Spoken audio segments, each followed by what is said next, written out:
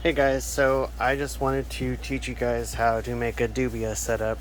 I know these tubs are dirty, but this is what I have available to work with right now. So do yourself a favor, you can go to Home Depot or wherever, get you two tubs like this. Doesn't matter what brand, as long as they're both the same size. And you also want to, while you're at Home Depot, go ahead and get you some insulation board. It's like a 1/2 inch thick or 3/8 or something like that.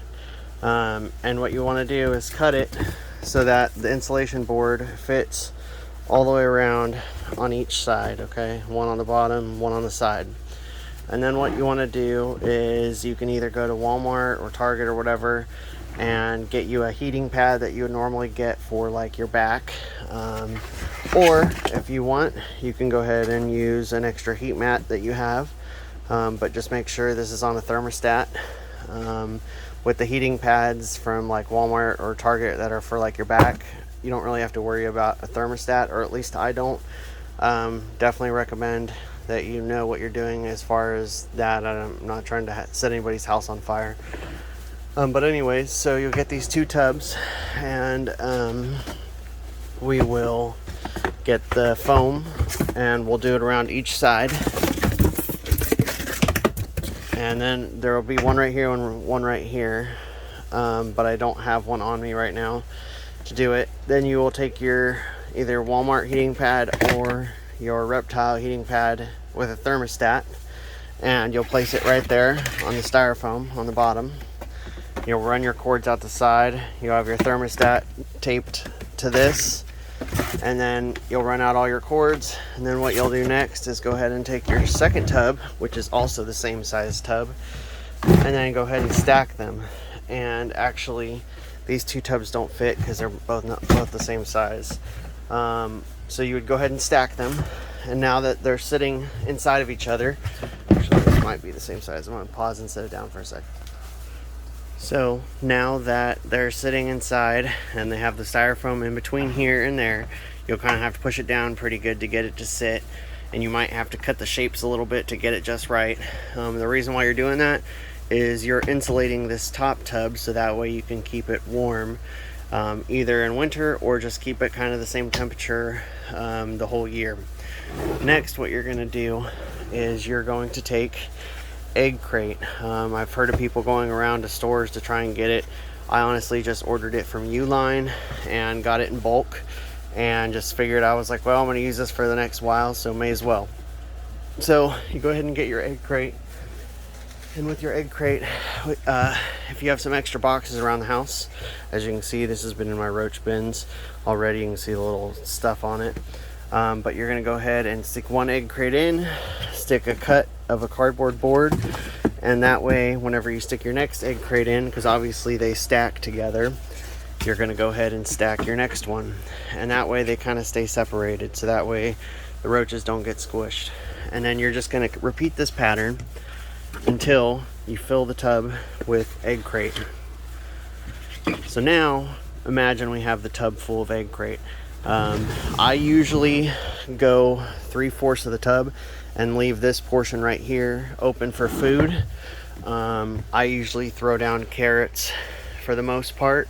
You can do potatoes. I find potatoes are kind of annoying because it leaves a little bit extra residue, and then whenever you go to filter them, they tend to get stuck, and it's just kind of a hassle. So carrots tend to work pretty well. And I also use the leftover rat food that I have, which is the Missouri F6.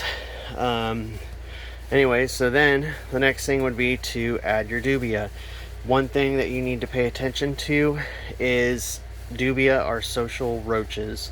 So if you have a big tub like this, you need a lot of dubia. I recommend, to get started, the best thing is to do a bulk order of like at least 1,000 small. I think it ends up being like $40, somewhere around there. Might have gone up recently a little bit, but that's usually what I think you get. 40 or 1,000 small. So now you have your roaches, and if you don't have a whole bunch of roaches, you want a small container. But if you have your 1,000 roaches, you'll go ahead and fill it up like this, and these roaches, you just don't want to touch them at all. You want to let them just grow for the next 6 months. I know it seems like forever, but if you mess with them, your colony's really not going to grow, and it's not going to start to stabilize, so that way you can actually have food continue to grow.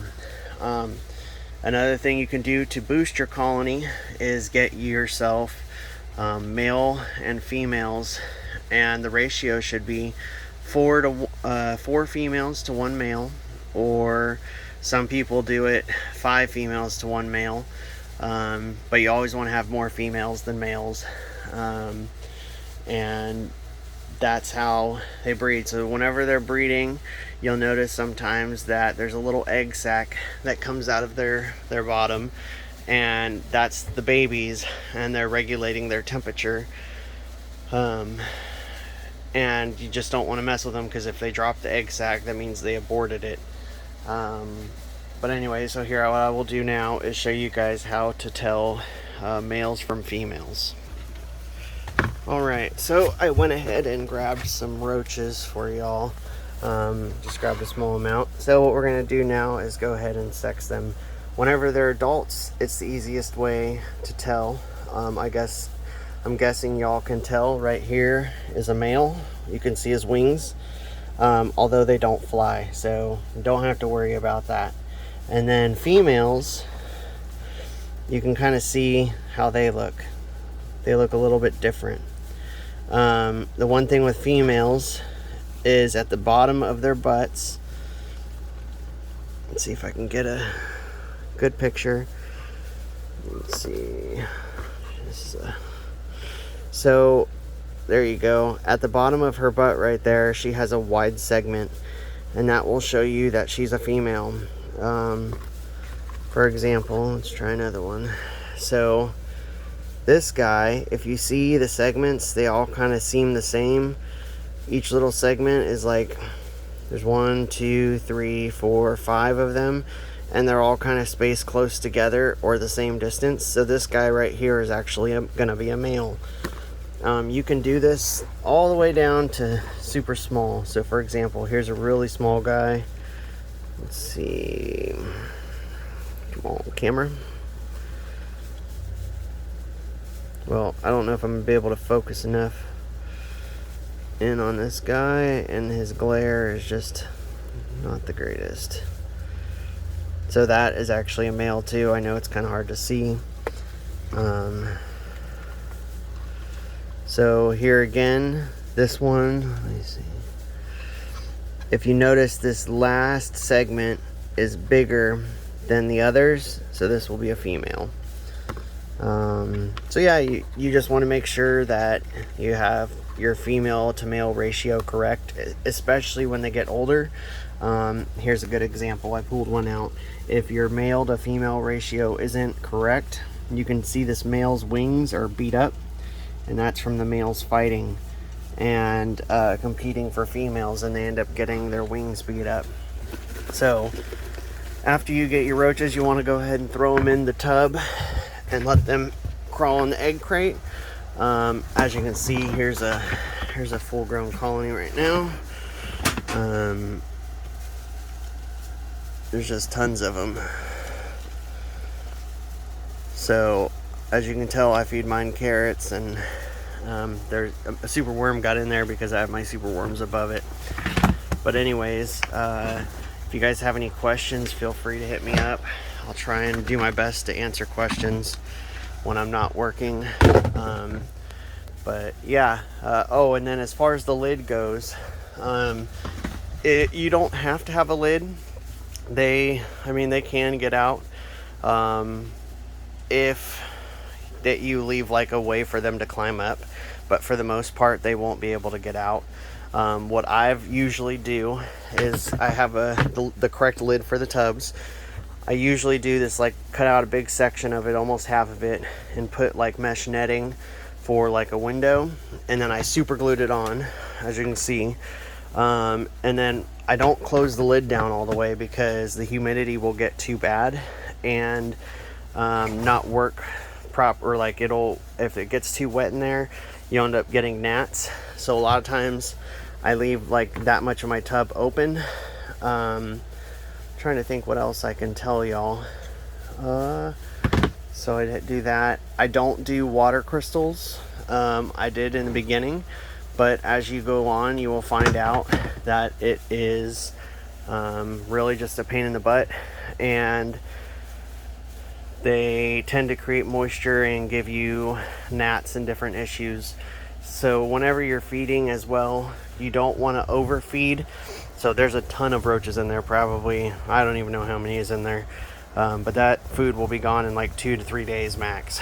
So for a small colony, for you just starting out, maybe just start with 1 carrot or 1/2 carrot and see how long that takes them to like eat it up, because you don't want it rotting in there.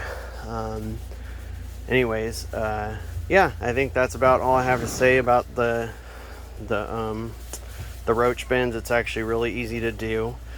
As you can tell, I'm in my reptile room. Pardon the mess. It's reptile cleaning day. So these are rat racks over here. More rat racks. So they're all eating right now. And then over here, I got some ASF. So they're all chilling. That's where I get all my pinkies and different stuff. Let's see. Oh, they're still eating. This is one of my guys right here. Let's see here. Oh, she just finished eating, which is good.